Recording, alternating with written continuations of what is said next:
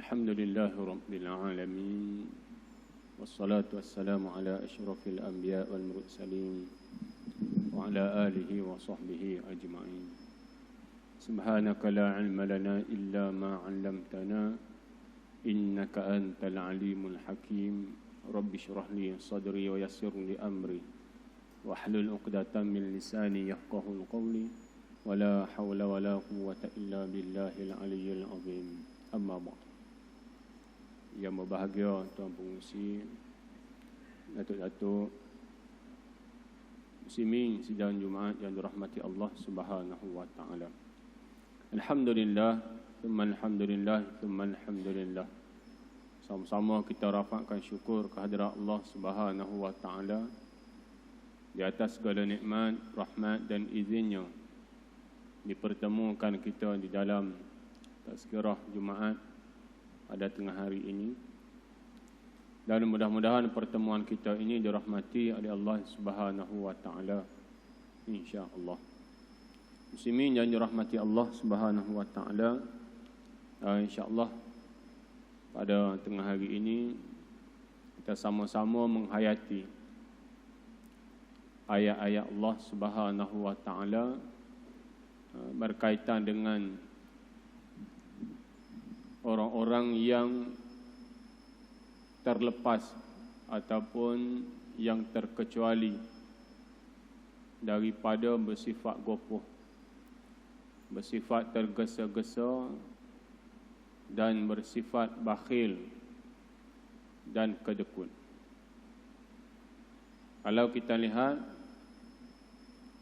dalam ayat Allah Subhanahu wa taala, Allah mengajar kita untuk cara kita dalam keadaan yang tenang menghadapi ujian Allah, dalam keadaan kita yang tenang di dalam berhadapan dengan kesenangan yang Allah Subhanahu wa taala anugerahkan kepada kita semua.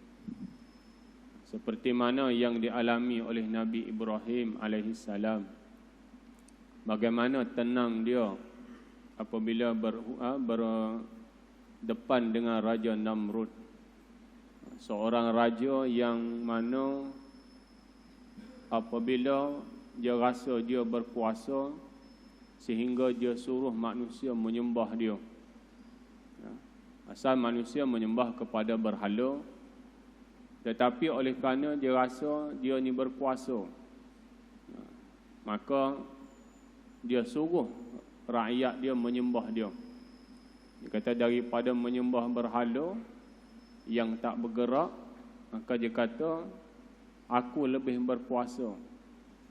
Tetapi bila datang Nabi Ibrahim alaihissalam memberitahu kepada dia yang Allah Maha Kuasa, tapi tetap dia berhujah yang dia berkuasa. Sehingga kan yang Nabi Ibrahim alaihissalam baca ayat yang Allah Subhanahu wa taala firmankan di dalam surah Al-Baqarah ayat 258. Alam tara ilal ladzi hajja Ibrahim fi rabbih an ataahu Allah mulka idza qala Ibrahim rabbiyal ladzi yuhyi wa yumiit qala ana uhyi wa umiit qala Ibrahim fa inna Allah ya'ti bisyamsi minal masyriqi fa'ti biha minal maghribi fa buhital ladzi kafar Allahu la yahdil qaumaz zalimin. Bagaimana Allah Subhanahu wa taala ingatkan Nabi Muhammad sallallahu alaihi wasallam yang mana ada satu kaum yang berhujah dengan Nabi Ibrahim alaihissalam. Ya, Nabi Ibrahim kata Allah ni maha kuasa, boleh menghidupkan dan mematikan orang. Dia kata aku boleh juga datangkan dua orang, seorang dia bunuh, seorang dia tak bunuh. Aku boleh juga katanya. Nabi Ibrahim balas balik. Nabi Ibrahim kata fa'ti biha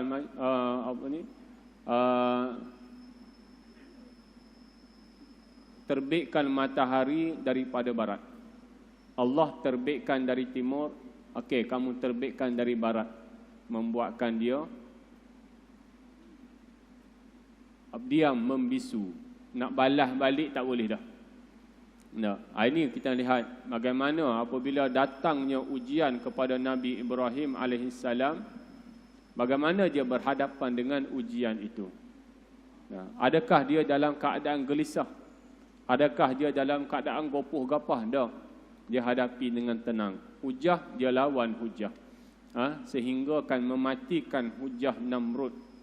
Yang kalau kita lihat sejarah ataupun biodata dia itu, Namrud adalah seorang yang pintar. Bijak dia ni. Bijak dia pun kalah kepada Nabi Ibrahim alaihissalam. Itu kerana ketenangan Nabi Ibrahim itu di dalam berhujah. Baik.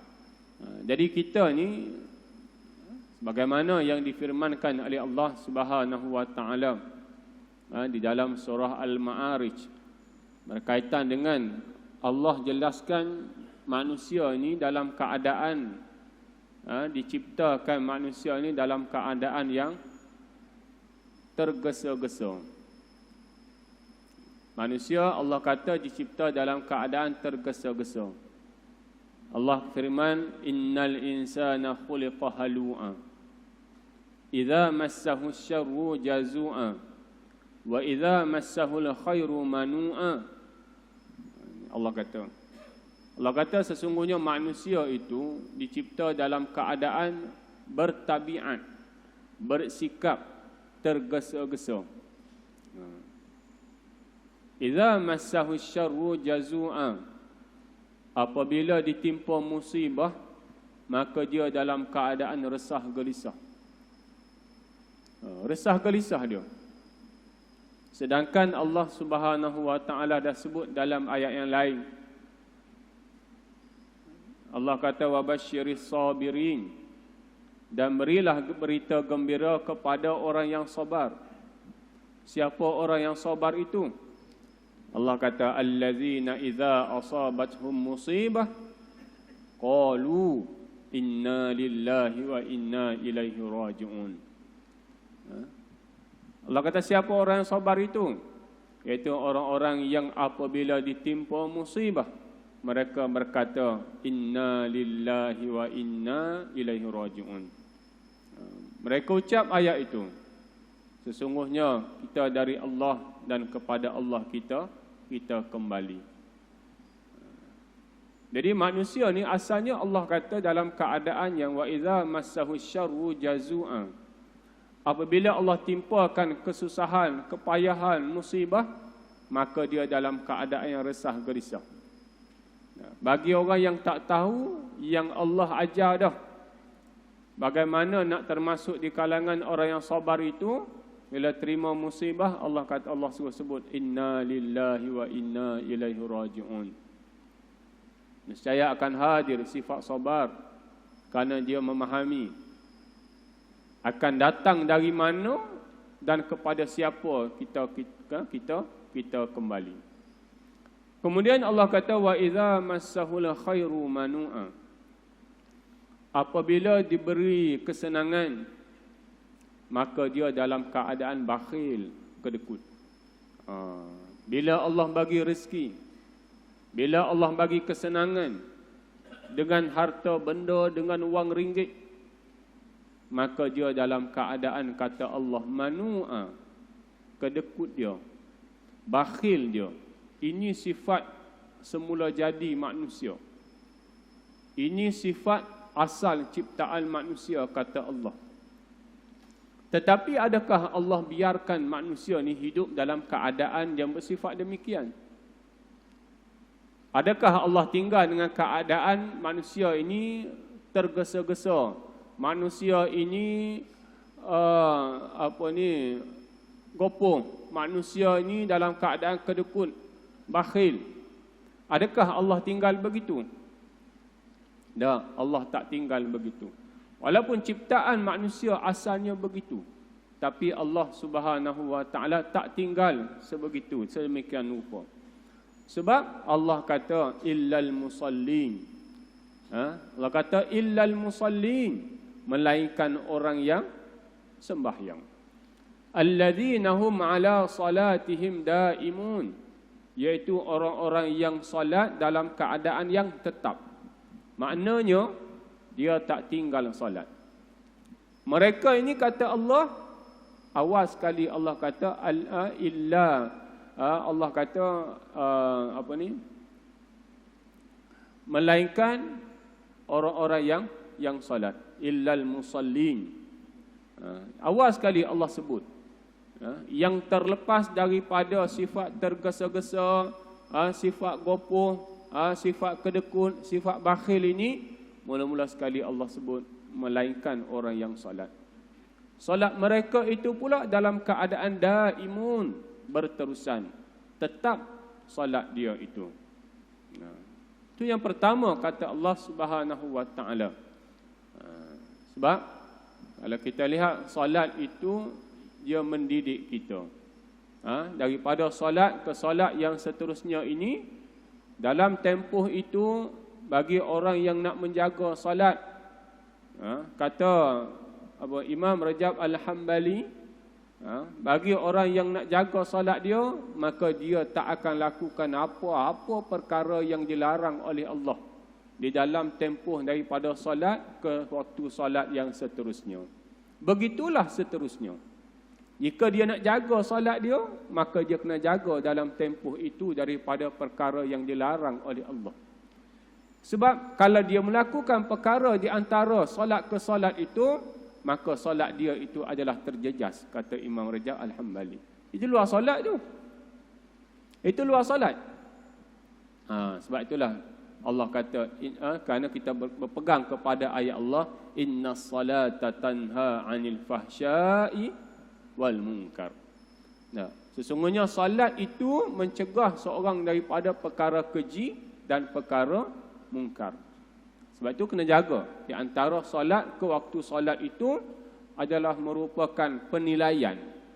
Penilaian solat kita yang sebelum itu. Penilaian solat kita yang sebelum itu.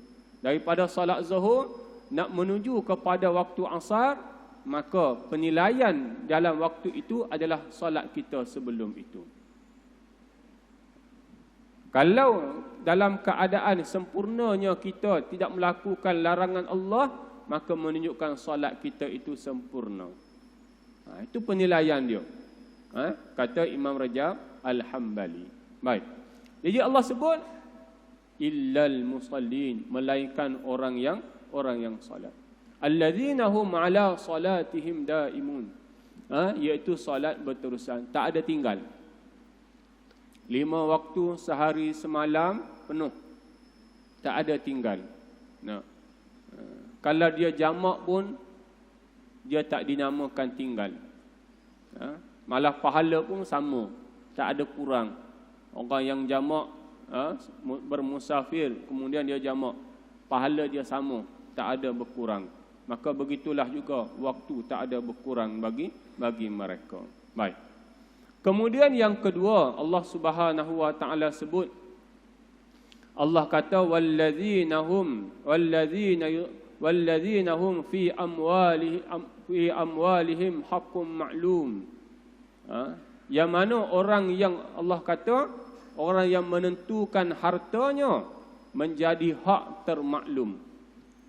Dia menentukan harta dia, iaitu dah termaklum dah harta ini ada perlunya kita, wajibnya kita keluarkan zakat. Dah termaklum dah. Harta itu untuk asnaf-asnaf yang tersebut. Maka dia asingkan. Dia asingkan, maknanya dia bayar zakat lah. Kan? Dia asingkan harta-harta itu untuk golongan-golongan yang tertentu. Maknanya dia dapat harta bukannya dia makan untuk diri dia sahaja. Dalam awal surah Al-Baqarah juga Allah sebut mimma razaqnahum yunfiqun. Dan mereka yang menginfakkan, menyedekahkan apa yang Allah rezekikan kepada mereka. Dalam ayat ini Allah sebut walladzina hum fi amwalihim haqqum ma'lum. Yang mana dia ada dah harta-harta dia itu, ada dah hak-hak ataupun dia kecualikan dah untuk orang-orang ataupun untuk mereka-mereka yang dah termaklum. Itu yang kedua. Ya. Yang kedua, cara manusia nak mengelak daripada dia bersifat gopoh, dia bersifat tergesa-gesa dan dia bersifat bakhil dan kedekut. Baik. Kalau kita lihat dalam hadis Nabi ada sebutkan berkaitan dengan orang yang kalau dia mula berinfak sekali je, mula dia bersedekah sekali je, Nabi kata nescaya selepas itu akan menyusul. Dia akan bersedekah lagi, bersedekah lagi, bersedekah lagi. Kerana Nabi kata setiap orang yang bersedekah, maka hati orang mukmin ada bersama dia. Mula bersedekah, mula Nabi kata. Bila mula itu, maka akan ada susulan. Dia akan, lepas itu dia nak bersedekah lagi. Lepas itu dia nak bersedekah lagi. Akan menyusul. Maka kalau kita rasa berat untuk bersedekah, mulakan. Bila mulakan, maka dia akan jadi ringan untuk bersedekah. Kadang dia memberikan kelebihan yang besar sebenarnya. Baik. Dan begitulah juga hak-hak orang yang termaklum itu seperti mana jugalah kepada orang yang miskin. Orang miskin sama ada dia meminta ataupun tak. Dia meminta, kita tak boleh kata betul ke tak tu. Kan? Jelas zaman sekarang ini banyak orang yang ada sebahagian orang yang mempergunakan keadaan. Dengan keadaan bukan miskin pun, mampu pun untuk sara hidup diri dan keluarga, tapi meminta sana, meminta sini. Tapi Allah sebut di dalam Al-Quran, dalam keadaan orang miskin yang meminta atau yang tak meminta. Kita tak tahu keadaan dia. Kalau kita tahu, okeylah. Maknanya dalam keadaan dia ni ada pendapatan dah. Dan mampu dah untuk sara keluarga. Kita tahu. Okey, tak apalah kalau kita tak bagi. Sebab kita dah tahu. Tapi kalau yang datang kita tak tahu, kemudian kita kata, kita anggap macam-macam, maka jika ditakdirkan dia memang memerlukan, di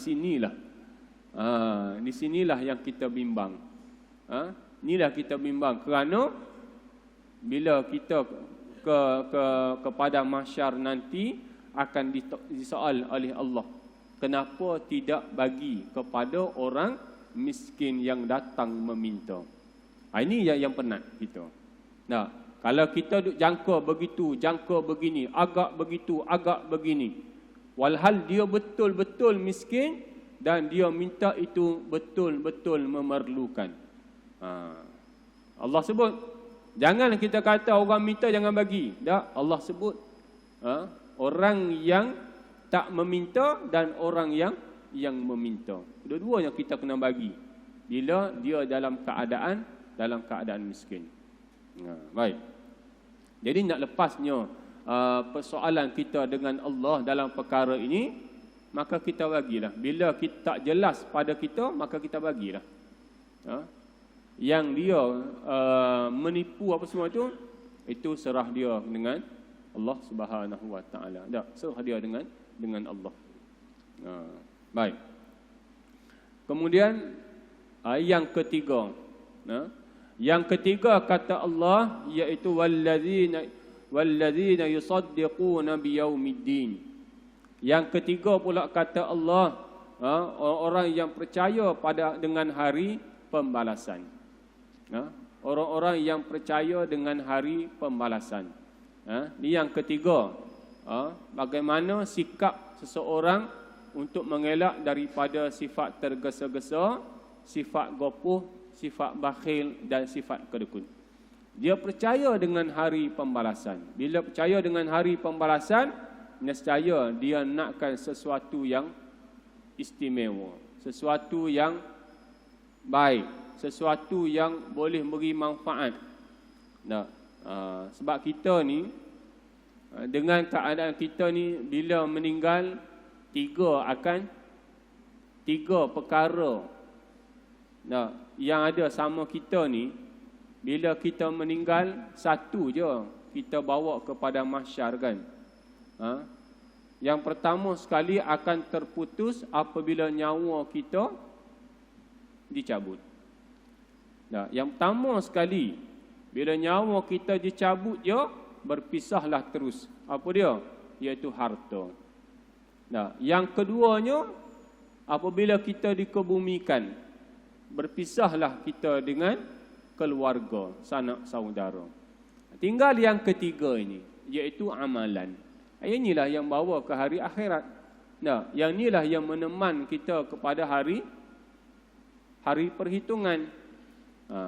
Jadi dalam keadaan bila orang percaya kepada hari pembalasan, maka dia tahu dah bahawa untuk dibawa ke hari pembalasan itu tak lain tak bukan melainkan amalan. Dan dia yakin adanya hari pembalasan itu. Dan dalam awal surah Al-Baqarah juga Allah sebut wabil akhiratihum yuqinun. Orang yang yakin dengan hari akhirat, yang mana orang yang tetap mendapat petunjuk dari Allah dan tetap mendapat kejayaan dari Allah Subhanahu wa taala. Okey, baik. Itu yang ketiga. Yang keempat kata Allah, walladzina hum min azabi rabbihim mushfiqun. Yang mana yang keempat kata Allah, orang-orang yang mana dia cemas dengan azab Allah. Dia dengar azab Allah, dia cemas. Dia dengar azab Allah, dia takut.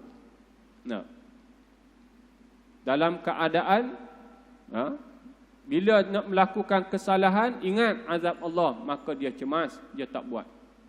Dia takut. Ataupun dalam keadaan dia ajak untuk melakukan kesalahan, dia ingat azab Allah, maka dia cemas, dia takut.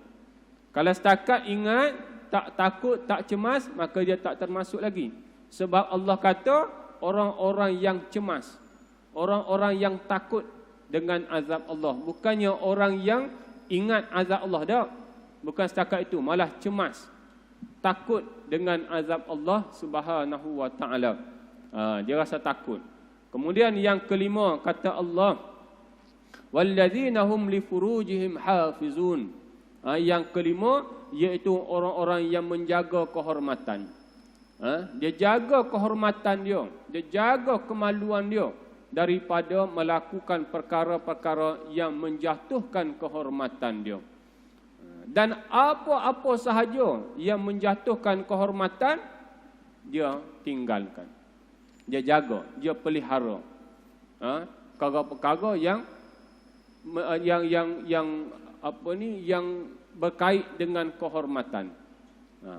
Perkara ini kalau kita lihat bagaimana, kalau kita lihat di segi yang luas lagi, aurat juga adalah kehormatan. Aurat juga adalah kehormatan. Aurat isteri hanya boleh dilihat kepada golongan-golongan yang Allah sebut di dalam Al-Quran sahaja. Itu je golongan yang boleh sebut. Ada golongan-golongan itu. Kenapa? Sebab dia terhormat. Kalau orang jaja merata aurat dia di khalayak ramai, maka dia dah melakukan satu perkara yang menjatuhkan kehormatan dia. Tapi masyarakat tak pandang begitu. Masyarakat pandang yang menjatuhkan kehormatan itu ialah dengan berzina. Perkara yang besar lagi. Sedangkan perkara itu memanglah betul, besar. Tapi ada lagi yang tidak dilihat, yang turut menjatuhkan kehormatan itu. Jadi Allah Subhanahu wa taala sebut iaitu orang yang menjaga kemaluan mereka itu daripada menjaga, memelihara daripada melakukan perkara-perkara yang keji. Kemudian yang keenam, kata Allah Subhanahu wa taala, yang keenam, walladzina hum liamanatihim wa ahdihim raun. Allah kata apa dia? Yang keenam, orang yang menjaga amanah dan janji. Orang yang menjaga amanah dan janji. Mana bila diamanahkan kepada kita sesuatu perkara, maka kita kena jaga. Kita semua ni adalah memegang amanah Allah. Kita semua ni. Kita semua ni memegang amanah Allah. Apa dia? Setelah mana gunung. Gunung tolak. Langit tolak. Daripada menerima amanah Allah untuk mengimarahkan muka bumi ini. Makhluk yang besar yang begitu kuat tolak. Maka Allah Subhanahu wa taala letakkan amanah itu kepada manusia. Allah letakkan amanah itu kepada manusia untuk mengimarahkan muka bumi dengan panduan ada suruhan dan ada larangan. Jadi kita memikul amanah. Amanah iaitu melaksanakan perintah Allah dan meninggalkan larangan Allah. Amanah menyuruh orang berbuat baik dan mencegah orang melakukan kemungkaran. Itu amanah. Dan kita boleh lihat pula dengan keadaan di bawah kemampuan kita. Kalau keluarga kita confirm dah kita dalam kemampuan kita. Yang paling mudah untuk kita faham ialah dengan keadaan siapa di bawah tanggungan kita. Siapa di bawah tanggungan kita. Kalau kita ketua keluarga, maka di bawah tanggungan kita adalah keluarga kita. Iaitu yang kita kena jaga. Kalau kita ketua taman, yang di bawah kita itu adalah tanggungan kita. Dia kira tanggungan. Dia bukan kira anak isteri dah. Dia kira tanggungan. Kalau seseorang itu mewakili dun ini, maka semua rakyat di bawah dun itu adalah tanggungan dia. Kalau dia mewakili